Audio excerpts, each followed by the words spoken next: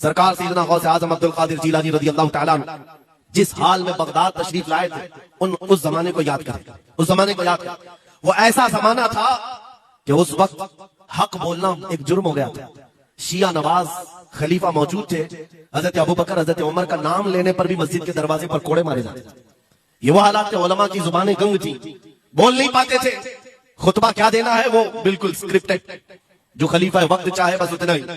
آج جیسے سعودیوں کے ہاں یہ رواج ہے، بادشاہ کی حمایت میں اور بادشاہ جیسا چاہے ویسی مسجد کا مولوی بھی بولتا رہے۔ شریعت کیا کہہ رہی ہے، میرے مصطفیٰ کریم صلی اللہ تعالیٰ علیہ وسلم کی تعلیمات کیا کہہ رہی ہے، اس سے کیا روکا؟ بس اتنی باتیں کرو جتنی ان کے بادشاہ کی حمایت کی۔ یہ دور غوث اعظم کے زمانے کا بھی تھا۔ اس وقت حق بولنا ایک بہت بڑا جرم تھا، علماء کو کوڑے مارے جاتے تھے۔ آپ کو پتا ہے اسی بغداد میں صرف ایک حق بات کا اعلان کرنے کی وجہ سے امام احمد بن حنبل کو 300 کوڑے مارے گئے تھے۔ ان کی پیٹھ جھک گئی تھی، ان کی ریڑھ کی ہڈی ٹیڑھی ہو گئی تھی۔ کوڑا کس کو کہتے ہیں؟ کوئی رسی کو نہیں، چمڑے کا وہ بیلٹ جس سے وہ مارتے تھے تو جسم کی چمڑی لگ کر کے آ جاتی تھی۔ 100 کوڑے میں تو آدمی مر جاتا تھا، کوئی بچ گیا بچ گیا۔ 300 کوڑے کھائے اس امام کی بات کر رہا ہوں جس کو میرے نبی کی 5 لاکھ حدیثیں یاد تھی۔ وہ امام احمد بن حنبل اتنے بڑے امام الحدیث کوڑے کھاتے تھے تو کس بات پر؟ صرف حق بات کا اعلان برسر پیکار کرتے تھے، سب کے سامنے کرتے تھے۔ انہوں نے کوئی بادشاہ کی رعایت نہیں کی، انہوں نے یہ نہیں دیکھا کہ یہ کیا چاہتے ہیں، بلکہ ہمیشہ یہ دیکھا کہ میرے نبی کی شریعت کیا چاہتی ہے۔ میرے عزیزو، یہی بڑی کرامت ہے۔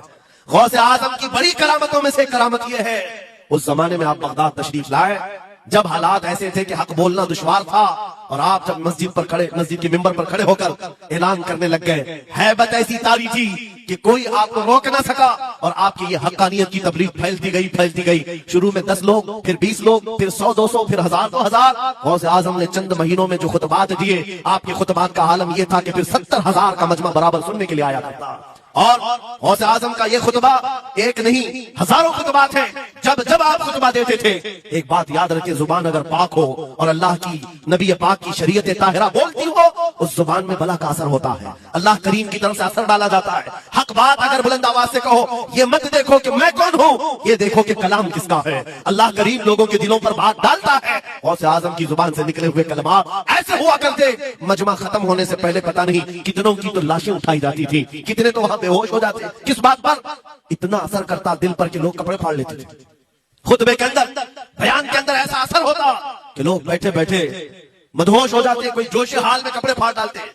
روایات میں بتایا گیا کوئی ایک مجمع بھی ایسا نہیں جس میں حضور غوث پاک کی تقریر کے بعد جنازہ نہ اٹھایا گیا۔